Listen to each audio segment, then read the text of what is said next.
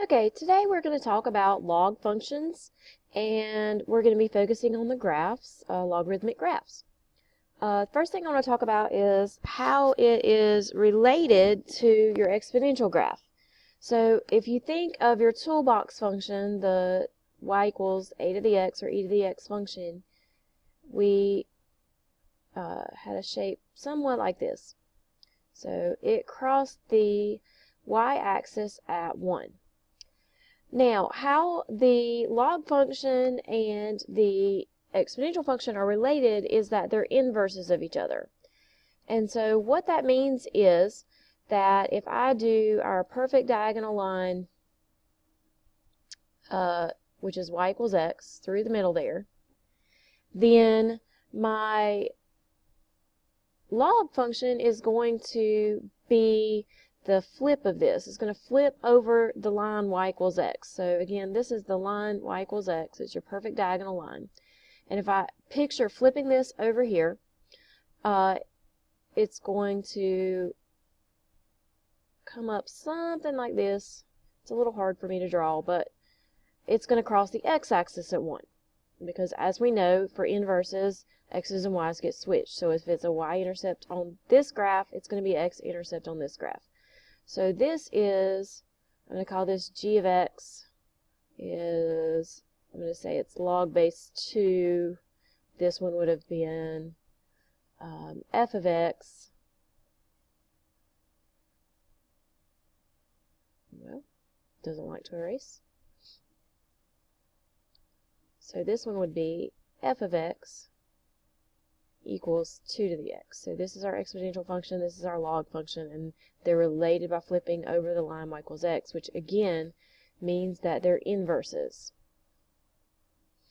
For our first example, we're going to sketch y equals log of x minus 1, and you should recognize that this is a shift to the right, as we've done with different functions before. We noticed the left and right or up and down shifts. So this is going to shift to the right one. And so we're going to take that log function I had on the screen just a minute ago and shift it over. So instead of crossing at 1, it's now going to cross at 2. The original had a vertical asymptote at 0, so I have to shift that over as well. So that's going to shift to x equals 1. So let me write that down. Our vertical intercept is now going to be, or excuse me, our vertical asymptote is now going to be x equals 1 because we've shifted to the right one. Our x-intercept is now going to be 2 because, again, it started at 1, but we shifted right, so we're at 2. So if I sketch this with that same shape now, the vertical asymptote affecting this side, coming through my x-intercept, and then not growing quite as fast on this side. There is my log graph, my sketch of my log graph. And for a minute, let's think about what the domain of the range might be. It doesn't exist over here. It starts existing to the right of 1. So my domain, you could write it a couple of different ways. I could write all real numbers greater than 1. Or I could write from 1 to infinity in the interval notation, or I could write it the old way with the little less than or equal to signs, or in this case it would just be less than signs. My range, if you'll notice, this arrow goes down, so it goes down forever. It hits every y value, and then this, although it does grow slower, it does continue to go up. So it will go up forever, so down forever to up forever. Your range would be all real numbers, or if you like the other notation, you could write negative infinity to positive infinity. For our second example, we're going to be sketching y equals 2 plus the natural log of x. I put the 2 in the front because that sometimes throws people off, but it's the same thing as if I had added it in the back. It's a positive 2. It's moving the graph up 2.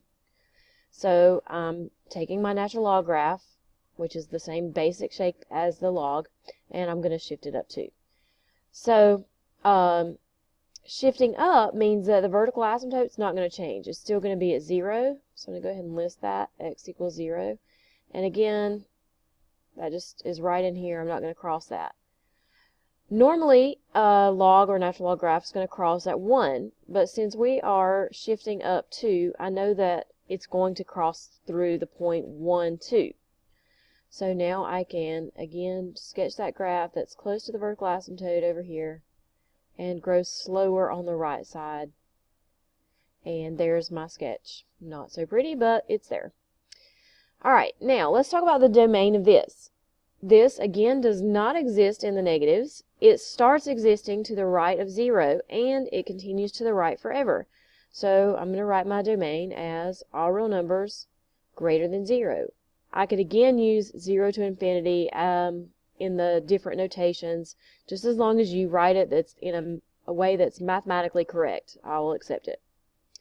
Okay, the range is going to go, again, it goes down forever and up forever. It doesn't have any jumps or holes or anything like that.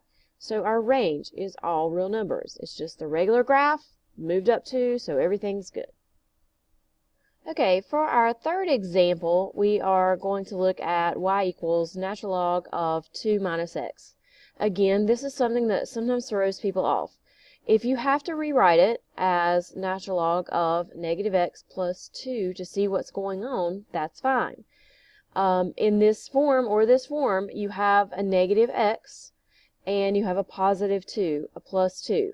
So it's going to have moved left 2 and it's going to have a horizontal flip. Now, some people say, which one do you do first? Just, they both have to happen. In this case, it's going to end up being easiest to move left first,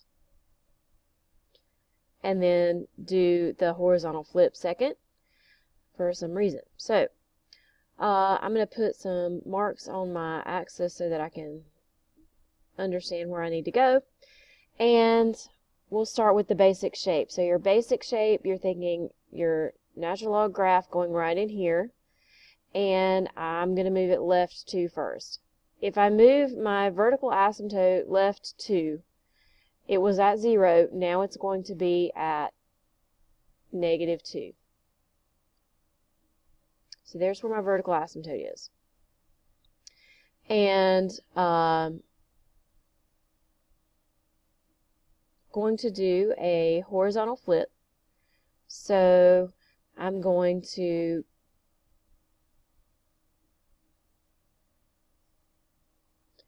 sketch in the graph as I would have it before I flipped it.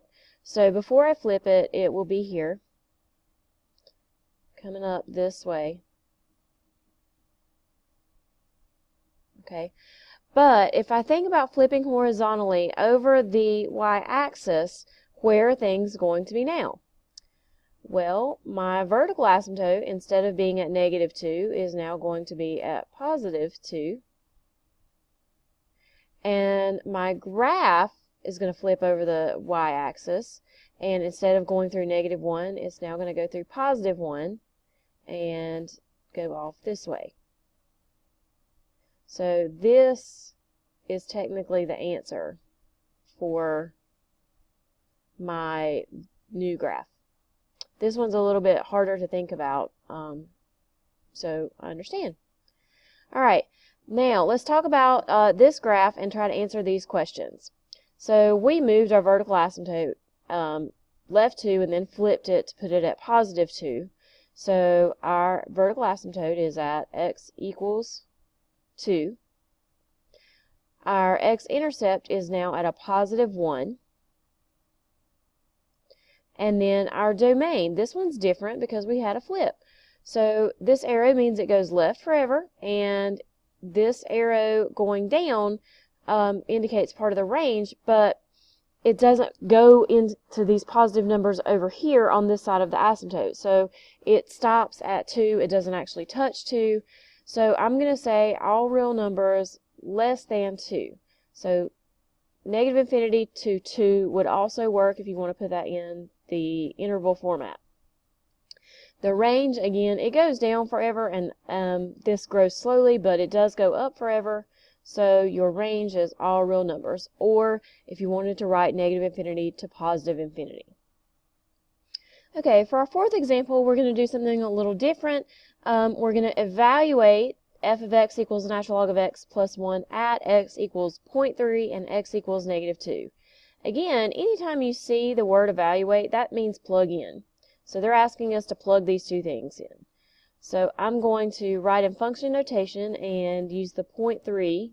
I'm going to tell us what we're plugging in by using that. Then I have natural log of 0.3 when I plug it in for x plus 1. This, you have to use your calculator, you have to type it in, so you might want to pause and type it in to see if you get the same answer as me. I get -0.203. Then we want to do the -2, so f of -2, again, that's just telling me what I'm plugging in. I have natural log of -2 plus 1. Now, type that in. You should notice you get an error. So this actually has no solution. Why is that? Think about your natural log graph. If I ask you to find the natural log of -2, -2 is back here. This graph doesn't exist back here in the negatives. It doesn't, that's not part of the domain of this graph. There's not an answer for it. That's why you get an error. So you cannot take the log or the natural log of a negative number because those don't exist on the graph.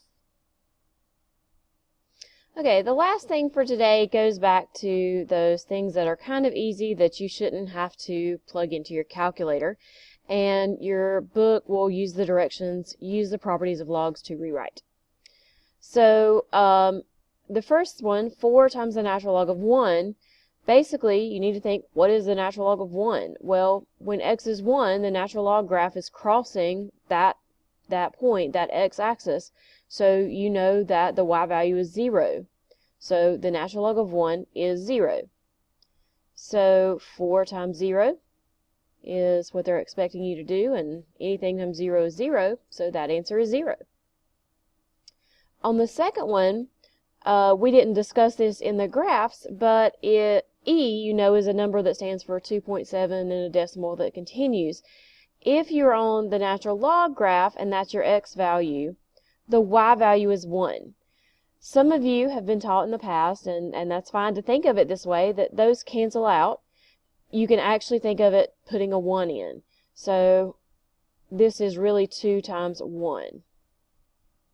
And so our answer is 2.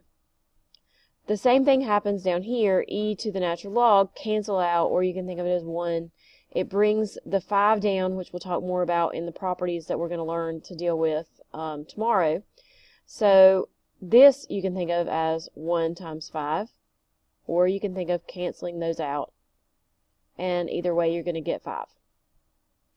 The last one is a little bit more thought, kind of like what we were doing yesterday. You have the e in there. You have to remember that 1 over e is the same thing as e to the -1. So natural log e to the -1 is the similar situation to what we had in 6, where the natural log and the e canceled to 1. So they want to cancel out to 1.